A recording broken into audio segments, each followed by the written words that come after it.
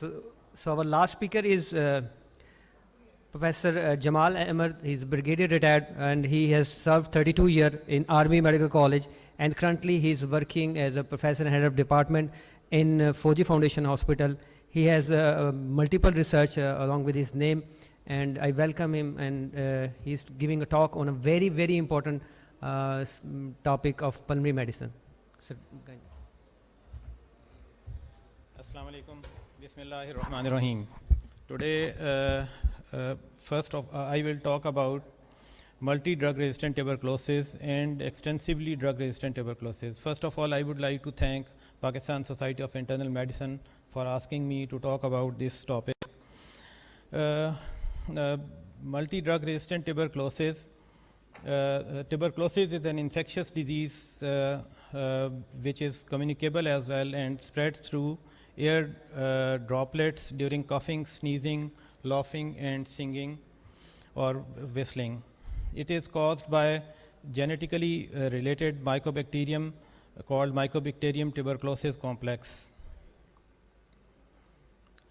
I will not go into the details of drug-sensitive tuberculosis because of shortage of time. I will first of all go into different definitions of tuberculosis, resistant tuberculosis. Monodrug resistant tuberculosis is called when there is resistance to one of the first-line anti-tuberculosis drugs. Then there is a polydrug resistant tuberculosis in which resistance to more than one first-line anti-tuberculosis drugs is found, excluding rifampicin and isoniazid. Now, rifampicin resistance is when the patient is resistant to rifampicin, and important point to note is that if we find rifampicin resistance, we treat the patients as multi-drug resistant tuberculosis. And multi-drug resistant tuberculosis is defined when there is resistance to rifampicin and isoniazid. These are two first-line drugs. Then there are other terms. One is pre-XDR, pre-extensively drug-resistant tuberculosis, in which there is multi-drug resistance plus resistance to any of the fluoroquinolones, levofloxacin or moxifloxacin, or second-line injectable drugs which include amikacin. Then there is another term which is extensively drug-resistant tuberculosis, in which there is MDR, multi-drug resistant tuberculosis, and resistance to fluoroquinolones and second-line injectable drugs which include amikacin. And there is a newer definition of multi-drug resistant tuberculosis, extensively drug-resistant tuberculosis, which includes resistance to bedaquiline and linezolid. Tuberculosis is still the 13th leading cause of death, and it is the second leading infectious killer in the world after COVID-19. And in 2020, about 1.5 million patients died of tuberculosis, and about out of 10 million people, 56% were males, 33% were females, and 11% were children. And Pakistan is out of two-third high burden countries. Pakistan is fifth among the two-third high burden countries in as far as drug-sensitive tuberculosis is concerned, and even in drug-resistant tuberculosis also. As estimated, there are about 5.5 new cases of multi-drug and extensively drug-resistant tuberculosis, and 1/4 of these patients have access to MDR treatment.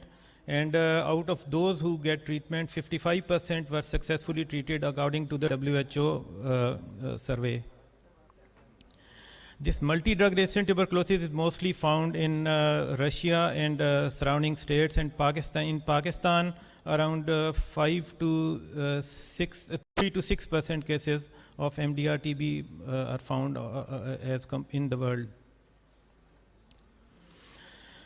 There are about 3.3 of the new and 18% of the previously treated treated tuberculosis cases were found to be MDR or rifampicin resistance in 2019, and fluoroquinolone resistance was found in about 20% cases of Mdr Tb cases.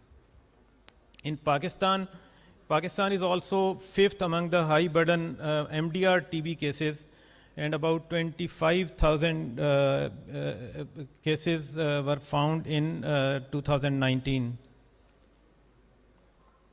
Now, when should we suspect Mdr Tb cases? If the patient is currently on treatment, if their disease keep on progressing, or their cultures, sputum culture remains positive after 3 months of treatment, or if the patient is not regularly using treatment, or the patient is using inappropriate regime, then we consider these cases as suspect multi-drug resistant tuberculosis in these cases. And if the patient does not have prior history of tuberculosis and they present to us with an exposure to, if they have exposure to an individual who is suffering from tuberculosis, a case of Mdr Tb, if they have near relative of Mdr Tb cases, or they are resident of a place where Mdr Tb cases are found, we consider them, we suspect multi-drug resistant tuberculosis in these cases. As far as the drugs are concerned, isoniazid and rifampicin, these two drugs, resistance to these two drugs is considered as multi-drug resistant tuberculosis, and isoniazid inhibits cell wall synthesis of the mycobacteria, and rifampicin inhibits messenger RNA synthesis. Now, there are two types of resistance. First is primary resistance, in which mycobacterium shows slow constant mutation resulting in mutant strains which are resistant to these drugs. And the other one is acquired resistance, which is very important to know. It develops as a spontaneous mutation in the genes, and this is due to suboptimal drug therapy, which is very important. If the patient is having multi-drug resistant tuberculosis, or and they are not adequately treated, or if the patient is drug sensitive tuberculosis and they are not adequately getting treatment, they can develop drug resistant tuberculosis. The organisms, mycobacteria, develop resistance because of mutation in different genes which inhibit entry of these antibiotics, or action of these antibiotics into these bacteria. As far as symptoms are concerned, patients with Mdr Tb, they have similar symptoms of drug sensitive tuberculosis, but these patients keep on, their symptoms keep on progressing despite irregular or regular treatment of drug sensitive tuberculosis. And at the time of diagnosis, usually the disease is very advanced. For diagnosing multi-drug resistant tuberculosis, first of all, we do acid-fast bacilli staining with and fluorescein microscopy. If we find mycobacteria, then we ask for gene expert test. Gene expert is an nucleic acid amplification test which checks DNA within an hour or two, and it detects Mycobacterium tuberculosis. And the second part is detection of rifampicin resistance. So this gene expert tells us about rifampicin resistance, and if we find rifampicin resistance, we consider these patients as multi-drug resistant tuberculosis and start treatment according to the guidelines. The other important test is line probe assay, which is similar to this gene expert, and it detects isoniazid resistance in addition to rifampicin resistance. Then we also ask for acid-fast bacilli culture sensitivity to check for drug sensitivity testing also. This is an X-ray chest of a patient of Mdr Tb in which the disease is advanced. There are multiple cavities in both lungs. This is HRCT scan of a similar patient with advanced disease. Now I will go into the treatment part of Mdr Tb. As far as treatment is concerned, multi-drug resistant tuberculosis is treated in programmatic management of drug resistant tuberculosis according to the WHO guidelines by specified centers of National TB Control Program all over the Pakistan. There are around 31 centers where drugs are provided free of cost. Moxifloxacin, these regimes are used for 6 months and have been effective in more than 92% of cases of Mdr Tb. The second and the third regime, short-term regime, is for 9 months, in which intensive phase is for 4 to 6 months, which include bedaquiline, linezolid, high-dose isoniazid also used, ethambutol, pyrazinamide, ethanamide, and clofazimine. And these 4 drugs are used for next 5 months after conversion of sputum to negative. Then if the patients are not included in the short-term regime, short treatment regime, then we use long-term regime. And for preparation of long-term regime, we add these drugs from group A. Then we choose drugs from group B. And if we require another drug, then we use drugs from group C also.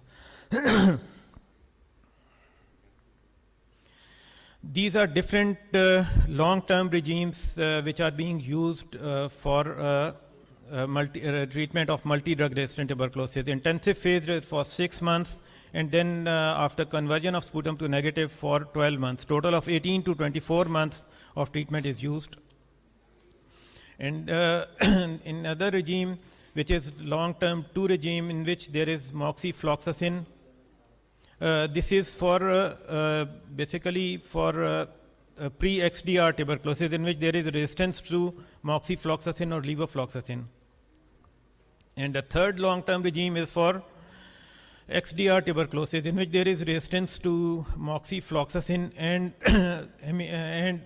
amikacin, second-line injectables. In multi-drug resistant tuberculosis, the patient has resistance to Mdr Tb cases. In these cases, we start with drugs which can penetrate through CNS. For management of multi-drug resistant tuberculosis, it is very important to monitor the cases regularly by clinically assessment is done and audiometry is done if the patient is using amikacin, and then culture sensitivity is also done monthly. Then certain tests are advised, and all these management is done in PMDT sites of where management of tuberculosis is done by National TB program. Surgery is indicated for multi-drug resistant tuberculosis after about 2 months of treatment. And important point to note is that it is not considered in bilateral extensive disease, but if the patient has localized disease and there is a cavity formation which is not improving, then surgery is considered.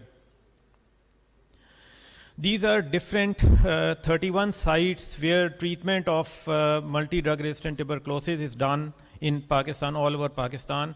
And drugs which are used for management of this multi-drug resistant tuberculosis, these drugs are not, number of these drugs are not available in the market. And the patients are being monitored and they are being given financial support over there. So I suggest if we find a case, we should refer the case to these centers for proper treatment, and their counseling is very important. Still, there is low detection of Mdr Tb cases. There is high loss to follow-up cases, high death rate due to delayed enrollment, poor contact screening, which is being managed by NTP. And globally, there is incidence is falling at a rate of 2% per year between 2015 to 20, but it is halfway to the NTB strategy is laid down by WHO. This app is available on Android and iPhones, which can be very helpful to find out the guidelines of WHO guidelines about management of tuberculosis. These are different references from which I made this presentation.